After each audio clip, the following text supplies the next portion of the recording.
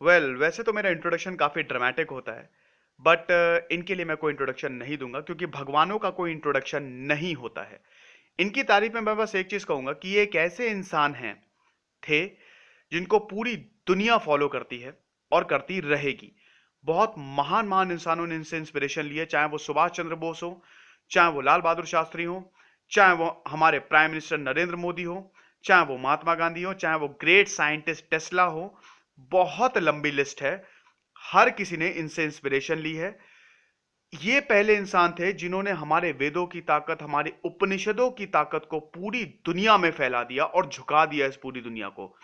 Hinduism की ताकत बता दी और सबको यह बता दिया कि जो हिंदुस्तान है ना, वो बाप है सबका। पूरी दुनिया में हिंदुस्तान का पंचम लहराने वाले स्वामी विवेकानंद। आशा करता हूं आप सब बहुत अच्छे होंगे। मेरा नाम है सिद्धांत अग्निहोत्री। स्टडी आईक्यू पे आपका बहुत बहुत स्वागत है। मोस्ट अवेटेड लेक्चर है। इस लेक्चर कमेंट बॉक्स में भी वैसे स्वामी विवेकानंद छाए हुए थे। मेरी पर्सनल फेसबुक आईडी पे भी बहुत लोगों ने मैसेज किया था कि इन पे लेक्चर करिए। फेसबुक पेज पे भी काफी लोगों ने रिक्वेस्ट की थी कि इन पे लेक्चर करिए। तो फाइनली वेट इज ओवर। ये लेक्चर जो है वो 2 पार्ट में आएगा। ये पहला पार्ट है। ये स्वामी बेसिकली ये जो लेक्चर है ये मैंने निखिलानंद की जो बुक है उनकी बायोग्राफी है स्वामी विवेकानंद पे, उससे उठाई है। वैसे तो मैंने काफी स्टडी किया है, थोड़ा वेदों को भी पढ़ा है और बहुत लोगों के लेक्चर सुने हैं। तो डिफरेंट सोर्सेज हैं, लेकिन मेन सोर्सेज निखिलानंद की बायोग्राफी है स्वामी विवेकानंद पे। तो ये पहला पार्ट है।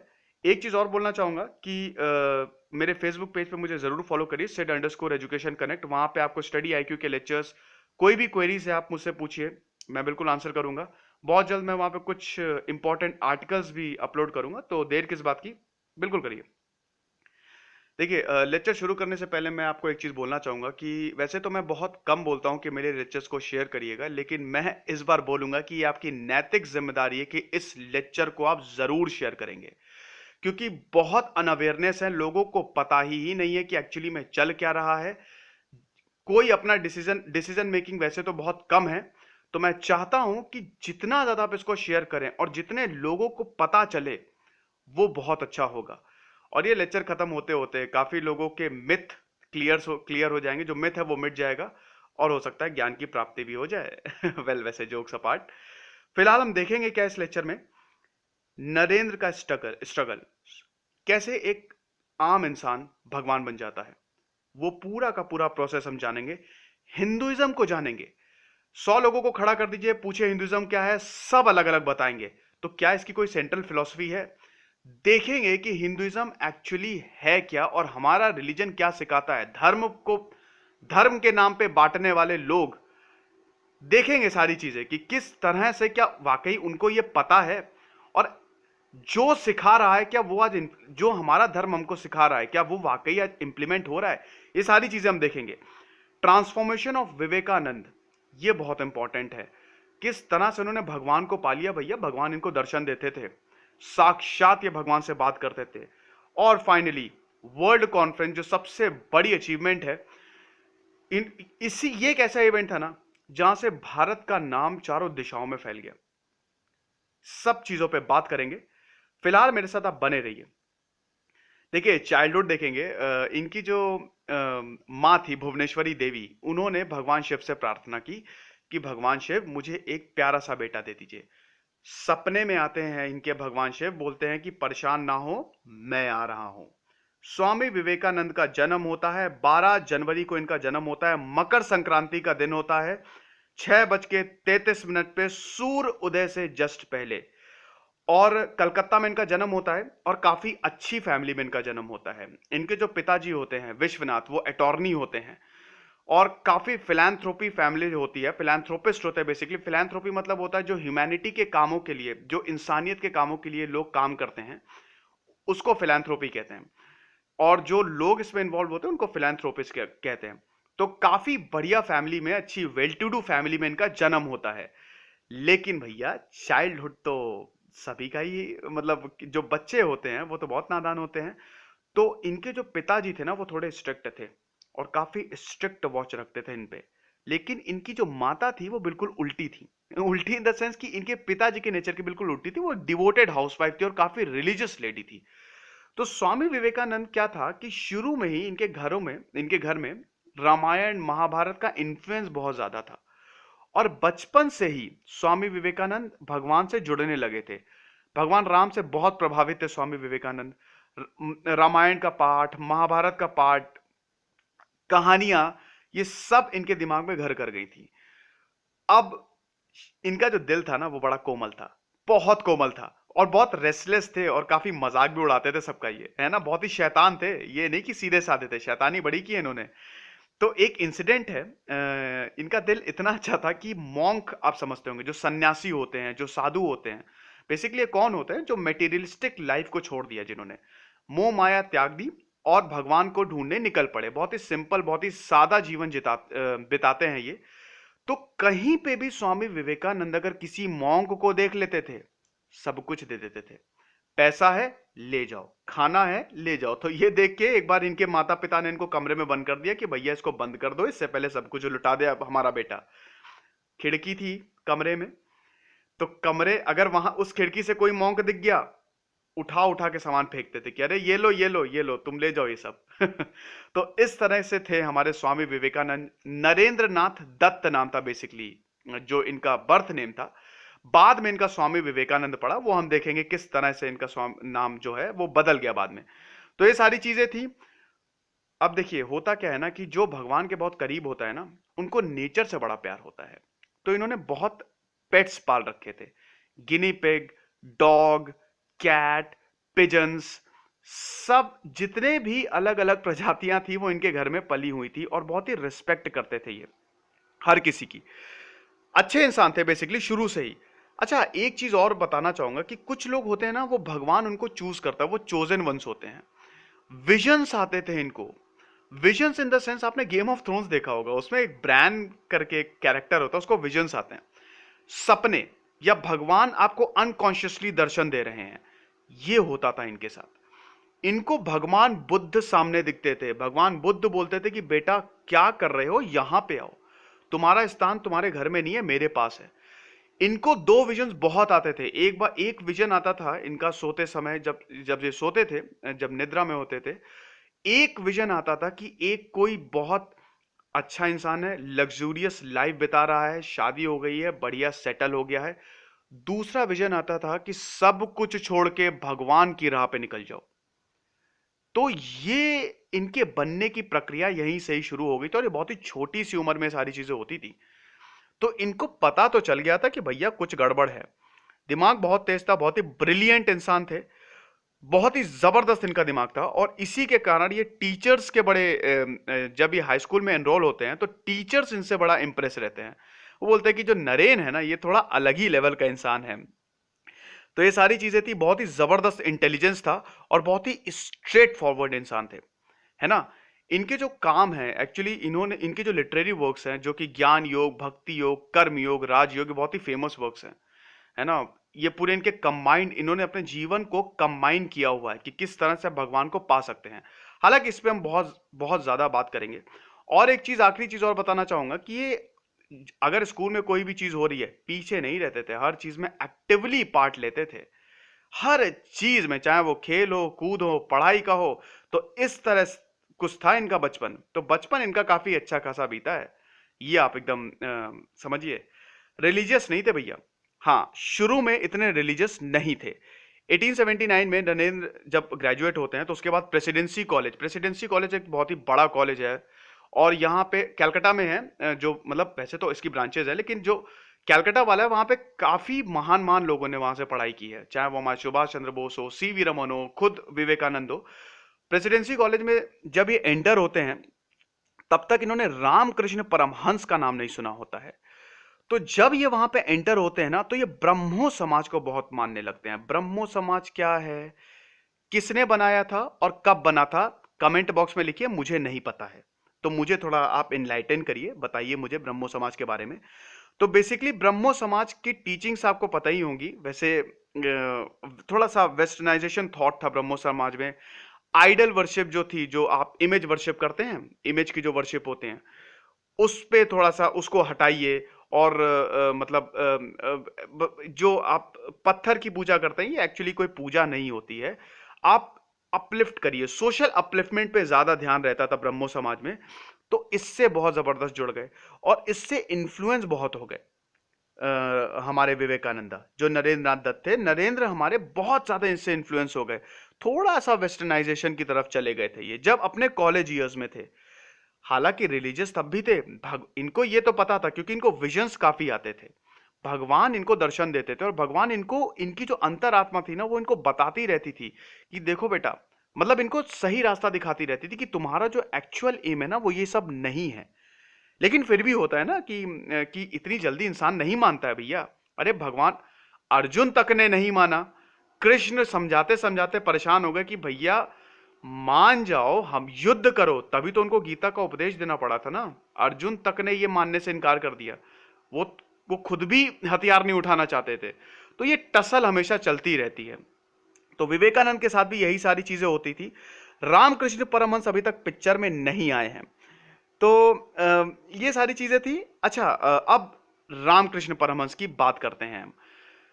देखिए, हिंदुइज्म में ऐसा बोला जाता है कि अगर आपके कर्म बहुत अच्छे हैं तो आपको एक गुरु मिलता है जीवन में, और वो गुरु आपको सही रास्ता दिखाता है। अब यहां पे हिंदुइज्म की हम बात करेंगे। हिंदुइज्म की क्या कोई फिलॉसफी है? हिंदुइज्म की बात करने से पहले मैं सिर्फ आपको एक चीज बताना चाहूंगा, ये मेरे वर्ड्स नहीं है। पहली बात तो ये, मैंने बहुत स्टडी की है, बहुत लेक्चर्स सुने हैं इस पे, काफी लोगों का मत भी लिया है, तो उनके वर्ड्स हैं, मेरे वर्ड्स नहीं हैं। डिफरेंट सोर्सेस से मैंने उठाया है, और हमारे वेद, यस एब्सोल्युटली। तो हिंदुइज्म है क्या, आज हम वो जानेंगे। ये कोई भगवान की मूर्ति नहीं है, पहली बात मैं बता दे रहा हूं। ऐसा नहीं है कि सामने है अपने, नहीं, ये बहुत बड़ी चीज है। ये एक विचार है, आप विचार को कभी नहीं मार सकते। ये मैं क्यों बता रहा हूं, ये आगे अभी, क्योंकि जब हम आगे बात करेंगे ना तो इसके कुछ टर्म्स हैं, अगर मैं ये आपको नहीं समझाऊंगा तो आगे वो टर्म्स आपको समझ में नहीं आएंगे, और विवेकानंद भी आपको फिर समझ में नहीं आएंगे। हिंदुइज्म में क्या है, एक ब्राह्मण होता है। ब्राह्मण मतलब होता है जो परमात्मा है, जो सर्वव्यापी है, जो हमेशा था और हमेशा रहेगा। यूनिवर्स आप कह सकते हैं, पूरा यूनिवर्स, पूरा स्पेस जहां तक फैला हुआ है वो ब्राह्मण है। उससे निकलता है आत्मन। आत्मन एनर्जी होती है, एक छोटा सा पार्ट जो कि हम लोग हैं, आप समझ गए। एक ब्राह्मण है, बड़ा सा विशाल समंदर, वो इनफाइनाइट है भैया। हाँ, हमारे हिंदुइज्म में वो इनफाइनाइट है और वही परमात्मा है। उससे छोटी छोटी एनर्जीज निकलती हैं, कितनी भी, हर सेकंड एनर्जीज बरसती रहती है, और इंसानों के फॉर्म में वो जन्म लेती हैं। वो हम लोग हैं। आत्मन शरीर के अंदर जाता है, उसके बाद वो माया से इंटरैक्ट करता है। माया जो मेटेरियलिस्टिक चीज होती हैं, पिज्जा हट हो गया, पैसा हो गया, पॉलिटिक्स हो गया, पावर हो गया, ये है, ठीक है। इंसान जो है वो इसमें फंस के बेसिकली रह जाता है। हमारा अल्टीमेट एम होता है मोक्ष, उस ब्राह्मण से गिरी आत्मन, और उसी ब्राह्मण में हमारा विलय हो जाना। मतलब जब आपकी मृत्यु होती है तो आपकी एनर्जी एस्केप कर जाए और उसी से मिल जाए। वो गाना है ना, ओहरे ताल गिरे नदी के तल में, नदी गिरे सागर में, सागर गिरे कौन से जल में कोई जाने ना। ये बिल्कुल इसी पे बिल्कुल फिट बैठता है ना। लेकिन मोक्ष पाने के भी दो तरीके होते हैं, एक होता है द्वैत वेदांत और एक होता है अद्वैत। अद्वैत वेदांत क्या कहता है कि मोक्ष आपको कैसे मिलेगी भैया, अपने आप को बूंद समझ लो, और बूंद सागर में मिलनी है बस। अब बूंद सागर में मिलेगी, कहां मिल जाओगे, कहां चले जाओगे तुमको पता ही नहीं चलेगा, लेकिन तुम्हारी यानी कि आपकी एनर्जी एक दिन उस परमात्मा में मिलेगी ही मिलेगी, उस स्पेस टाइम में मिलेगी ही मिलेगी। दूसरा होता है द्वैत पे वेदांत। हरे पेड़ पे एक हरा तोता बैठा हुआ है, तुम तोते हो, तुमको ये पता है तुम तोते हो, लेकिन उसमें तुम मिल जाओगे, उस हरे पेड़ में तुम समा जाओगे, दिखोगे नहीं किसी को, लेकिन तुमको ये पता रहेगा कि तुम तोते हो। ये डिफरेंस है। यहां पे क्या अद्वैत वेदांत में बोला गया है, स्वामी विवेकानंद अद्वैत वेदांत पूरा सबको बताते थे कि तुम एक बूंद हो और तुम एक सागर में मिल जाओगे। तो आप समझे, ब्राह्मण से निकला आत्मन, आत्मन घुसता है शरीर में, और मरने के बाद वही आत्मन को मोक्ष की प्राप्ति होती है। और मोक्ष क्या होता है, उसी ब्राह्मण में मिल जाना। अब मोक्ष पाने के दो तरीके, द्वैत अद्वैत, वो आपके ऊपर है कि आप कौन सा अपनाते हैं। अब लेकिन इस परमात्मा में मिलेंगे कैसे आप, क्योंकि भैया ये तो कर्मों की साइकिल है, ये साइकिल चलती रहेगी चलती रहेगी चलती रहेगी। ये सब विवेकानंद बताते थे अपनी टीचिंग्स में, ये बताते थे ये तो माया है।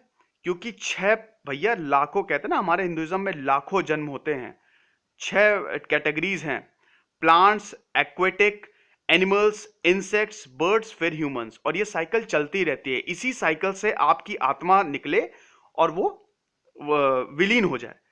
Energy neither be created nor be destroyed, Einstein ने कहा था ना 10,000 साल पहले, हमारे ऑलरेडी वेद में लिखी हुई है। तो इसको आप समझेंगे कैसे, मोक्ष पाएंगे कैसे? तीन तरीके होते हैं भगवान शिव का त्रिशूल। सत, चित, आनंद। सत मतलब होता है कि सीधे आप परमात्मा को समझ लो, उसी सागर को समझ लो जो कि बहुत मुश्किल है। चित मतलब होता है आप सेल्फ रियलाइज करो, आप अंदर झांको, अपने आप को समझो, मेडिटेट करके अपने अंदर के भगवान को जगाओ, जो कि बहुत और ज्यादा मुश्किल है। क्योंकि भैया दिल में तो क्या बसता है? पेप्सी बसती है, गर्लफ्रेंड है। तो भैया इतना आसान थोड़ी ना है भगवान को रियलाइज करना। भगवान खुद भी बोलता होगा कि यार इसको मैं क्या बोलूं, ये मुझे रियलाइज करने को तैयारी कहाँ है, ये तो यहाँ पे माया में फंसा हुआ है, छोड़ो, जब इसको जरूरत होगी मुझे खुद बुलाएगा।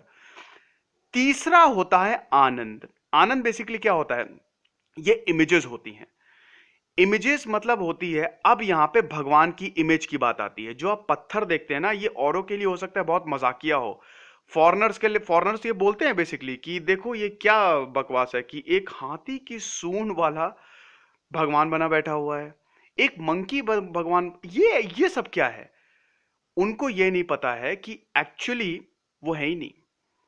हम बेसिकली क्या होता है हिंदुइज्म में, क्या होता है कि आप इन दोनों से समझ गए तो ठीक है। तीसरा रास्ता उन्होंने ये अख्तियार किया है कि आप एक इमेज बना लो और उस इमेज को देख के आप ध्यान लगाओ, आप पूजा करो। ऐसा होता है ना कि आप देख के, वैसे तो जितनी भी मूर्तियां हैं वो किसी ना किसी नेचर का ही पार्ट होता है, नेचर का ही फॉर्म है।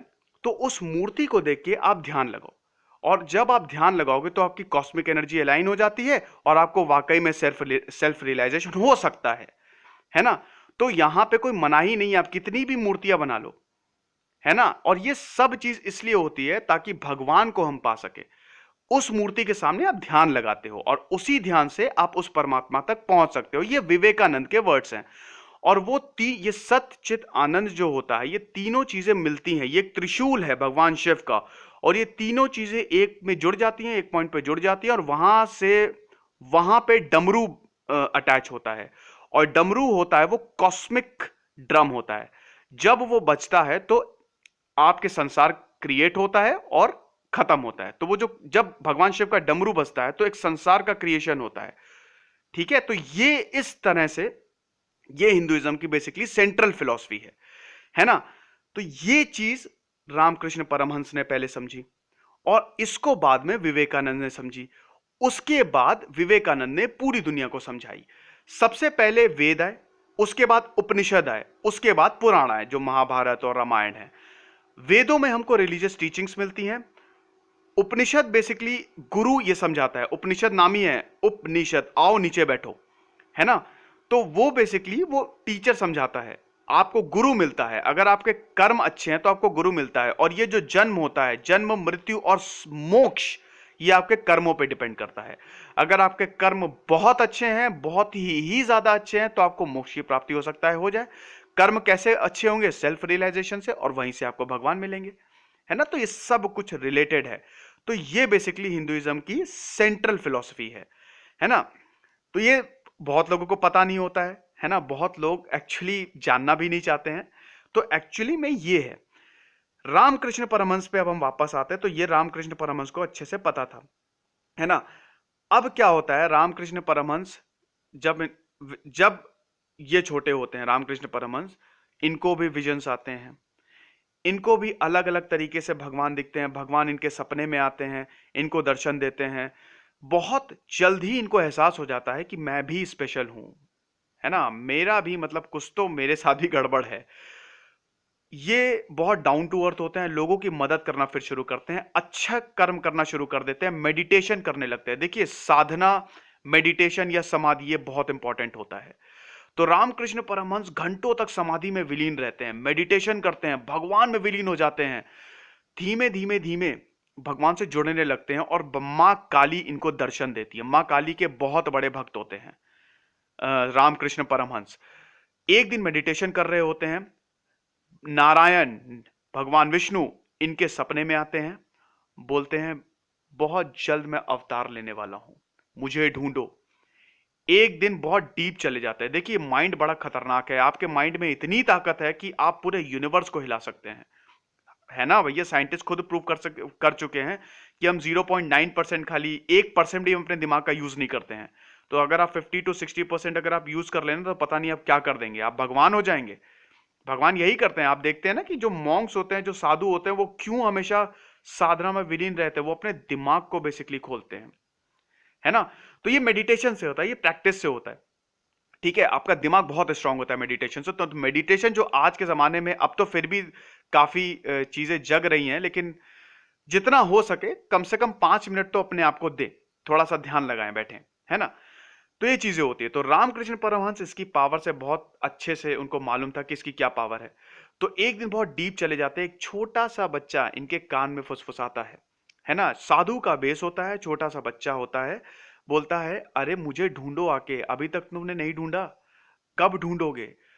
जब विवेकानंद से रामकृष्ण परमहंस मिलते हैं, उनको पता लग जाता है यही वो इंसान है। क्योंकि जैसे ही रामकृष्ण परमहंस विवेकानंद से बहुत प्यार करते हैं रामकृष्ण परमहंस, इतना ज्यादा विवेकानंद से ही अटैच हो जाते हैं कि एकदम इनको अपना बच्चा मानने लगते हैं और बहुत रोते हैं उनको देख के। और जब भी उनको देखते हैं ना, समाधि में चले जाते हैं, अनकॉन्शियस हो जाते हैं। जैसे ही ये विवेकानंद को छू ले या देख ले, तुरंत अनकॉन्शियस हो जाते हैं। तो कई कई कई बार तो बहुत ही ऑकवर्ड हो जाता है। एक बार ये इनसे घर मिलने जाते हैं, क्योंकि काफी मीटिंग्स होती हैं। विवेकानंद भी बहुत ही ज्यादा क्या कहते हैं कि इतने आसानी से मानने वाले वो नहीं थे। विवेकानंद और रामकृष्ण परमहंस की बहुत जबरदस्त बहस होती है। रामकृष्ण परमहंस बोलते हैं अरे परमात्मा को समझो। विवेकानंद ब्रह्मो समाज से प्रभावित, अरे ये सब होता ही नहीं है यार, आइडियल वर्शिप मुझे करनी ही नहीं है, क्यों समझूं मैं। बहुत बहस करते हैं, क्योंकि उनको विराट रूपी दर्शन तो अभी तक हुए नहीं है ना। तो काफी बहस होती है। ये तो बहुत बाद में विवेकानंद भगवान को मानना शुरू करते हैं, और जब उनको दर्शन होते हैं तो कई बार मजाक भी उड़ाते हैं रामकृष्ण परमहंस का, विवेकानंद की, अरे देखो ये हमको भगवान से मिलवाएंगे। तो ये सारी चीजें होती हैं। तो अब क्या होता है कि कई बार कई मीटिंग्स होती हैं, रामकृष्ण परमहंस और स्वामी विवेकानंद की, मानने को तो तैयार है नहीं विवेकानंद, करें तो करें क्या। एक दिन फाइनली इनको विराट रूपी दर्शन हो जाते हैं। स्वामी विवेकानंद को भयानक विजन आता है। क्या होता है कि रामकृष्ण परमहंस अपने आप को जोड़ लेते हैं विवेकानंद से, अपने दिमाग को जोड़ लेते हैं और उनको फिर विराट रूपी दर्शन दिखाते हैं। यूनिवर्स खुलता जाता है, खुलता जाता है, यूनिवर्स के अंदर यूनिवर्स, उसके फिर और यूनिवर्स, पैरेलल यूनिवर्स, तमाम थ्योरी इनके दिमाग की। बेसिकली देखिए दिमाग बहुत ही छोटा होता है, बिग बैंग की तरह है, एक सिंगुलैरिटी में कन्फाइंड रहते हो। और जब ये फटेगा, जब आपके दिमाग में बिग बैंग होगा, तब आपकी दिमाग बिल्कुल सारी नसें और सारे विजन्स बहुत ही क्लियर हो जाएंगे। तो वही रामकृष्ण परमहंस स्वामी विवेकानंद के साथ करते हैं, जैसा कि कृष्ण कृष्ण ने अर्जुन के साथ किया था, ठीक है।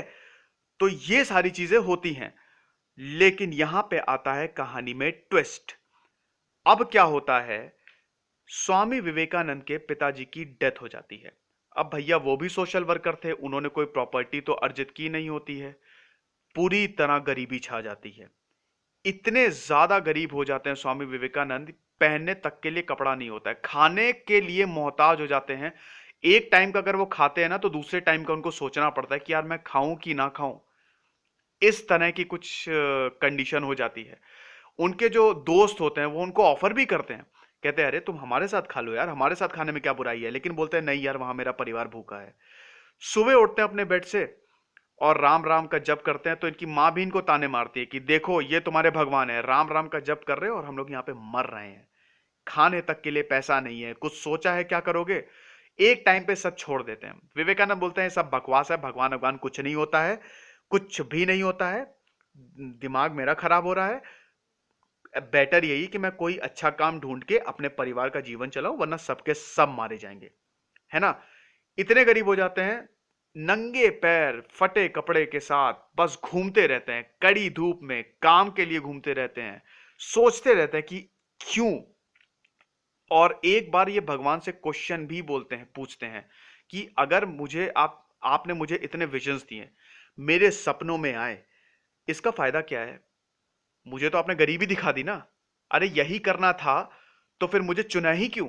इसका जवाब मैं आपको थोड़ी देर बाद दूंगा कि इसका जवाब मिलता क्या और भगवान देते क्या है। तो बहुत जबरदस्त गरीबी आ जाती है। लेकिन एक दिन क्या होता है कि ये बैठे होते हैं, पेड़ के नीचे बैठे होते हैं, धूप होती है, थोड़ा सा आराम कर रहे होते हैं। एकदम से इनको एक विजन आता है, एकदम से, कि भगवान आए और भगवान ने अपना चोगा उठारा। जैसे ही वो चोगा उतारा, उसके अंदर एक और भगवान, उन्होंने भी अपना चोगा उतारा, उसके अंदर एक और भगवान, चोगा उतारा, ऐसे होता गया, इनफाइनाइट चलता गया। भैया हिंदू में श्लोक है ना, सब कुछ इनफाइनाइट है, अगर आप इनफाइनाइट से भी इनफाइनाइट निकाल लो और उसको समझ ले तब भी वो इनफाइनाइट रहेगा, क्योंकि वो परमात्मा को कोई समझ नहीं सकता। आप उसका मजाक नहीं उड़ा सकते। आप भैया देखिए, परमात्मा और भगवान में फर्क क्या है?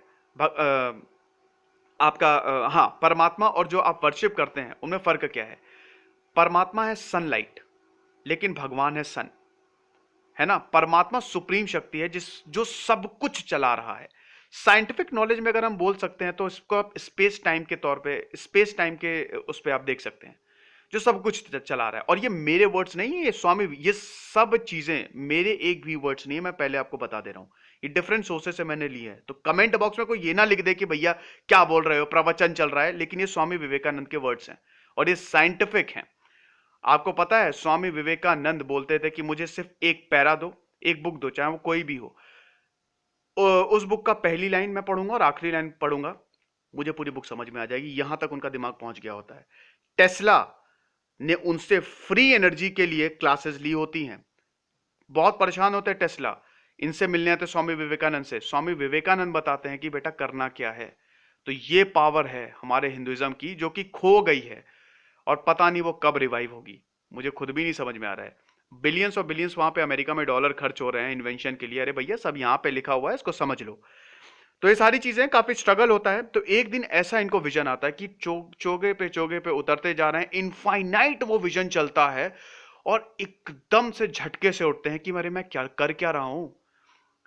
तब वो डिसाइड करते हैं कि बहुत हो गया, मैं अब भगवान की प्राप्ति करूंगा। और उनको फाइनली ये रियलाइज होता है कि अब कुछ नहीं है, जाऊंगा और सिर्फ भगवान पे विलीन हो जाऊंगा। रामकृष्ण परमहंस से मिलने जाते हैं। उसके बाद रामकृष्ण परमहंस फिर इनको अपनी पूरी की पूरी तरह शरण में ले लेते हैं और बोलते हैं कि मां काली की पूजा करो।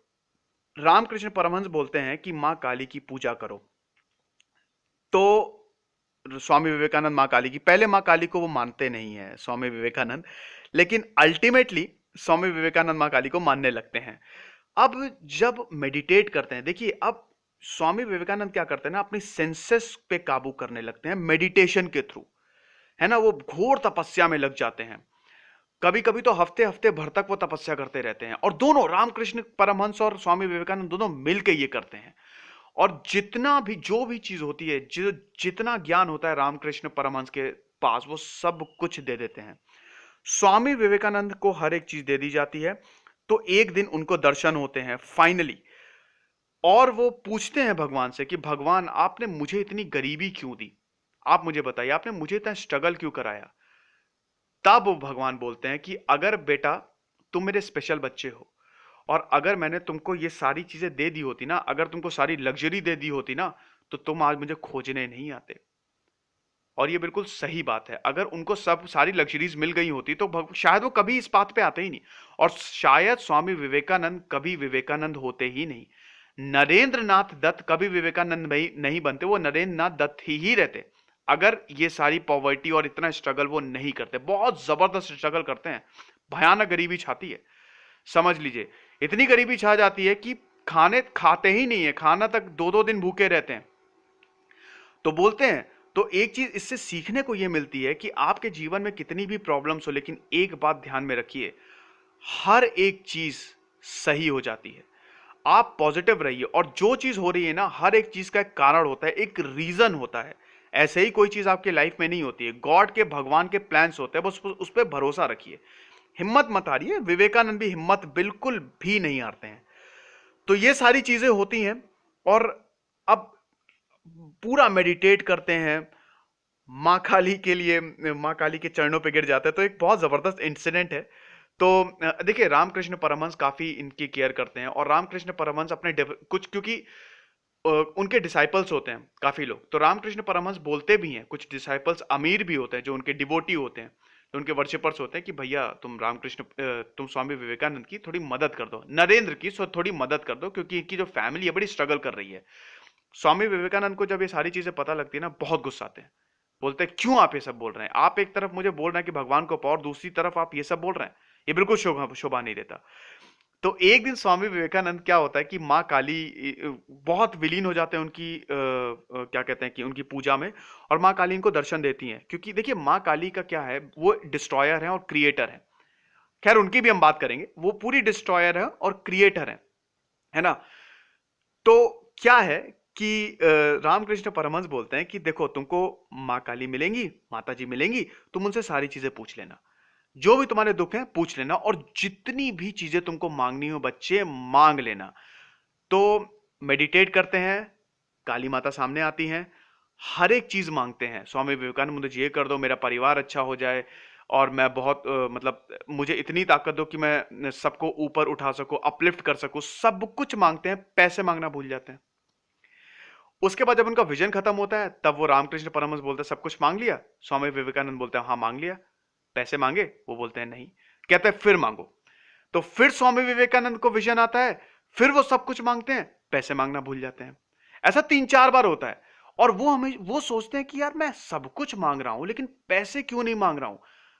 तो अब रामकृष्ण परमहंस बोलते हैं, बच्चे तुम्हारी किस्मत ही यही है।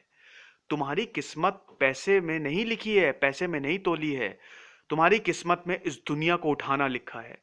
तुम्हारी किस्मत में मोक्ष की प्राप्ति लिखी है, और जो भटके हुए हैं ना, उनको सही रास्ता दिखाओ। ये है तुम्हारी, तुम मैसेंजर हो भगवान के, तुम अवतार हो, तो उसकी तरह बिहेव करो ना।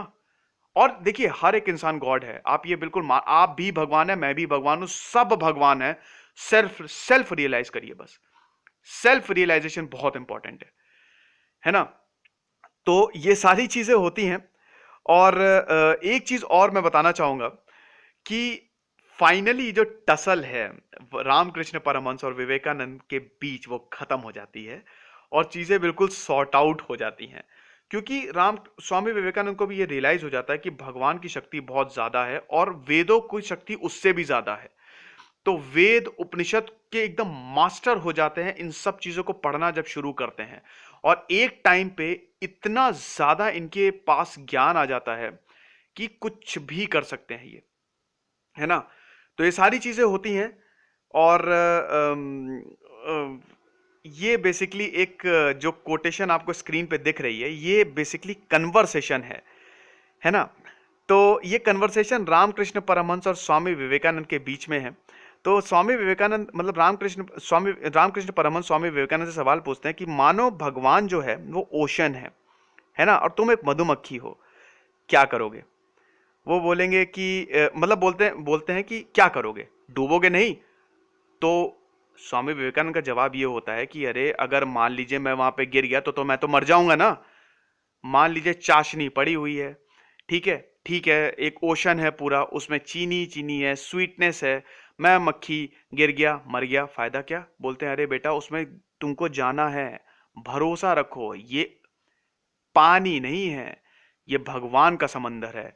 भगवान का समंदर से कहने का मतलब था कि अपने दिमाग में डूब जाओ, अपने दिमाग की परतें खोलो। और देखिए, हमारा जो दिमाग और जो यूनिवर्स है वो बिल्कुल सेम है, उससे जुड़ जाओ, सब चीज हल हो जाएगी। तो ये पार्ट 1 का एंड है। अगले पार्ट में हम और भी चीजें जानेंगे, वर्ल्ड कॉन्फ्रेंस जानेंगे, और देखेंगे कि किस तरह से स्वामी विवेकानंद ने, और जो सोसाइटी के लिए है उसके लिए किस तरह से उन्होंने काम किया, और कैसे अपलिफ्ट किया। और वेदों की बात करेंगे, पुराणों की बात करेंगे। तब तक खुश रहिए, अच्छे रहिए, और हां, शेयर आप जरूर करेंगे। पता होना चाहिए लोगों को, और स्वामी विवेकानंद के बारे में तो सबको पता होना चाहिए। इनकी टीचिंग्स की आज बहुत जरूरत है। पढ़ते रहिए। आशा करता हूं आपको बहुत पसंद आया होगा। पार्ट 2 इसका बहुत जल्द आएगा। दिस इज सिद्धांत अग्निहोत्री साइनिंग ऑफ।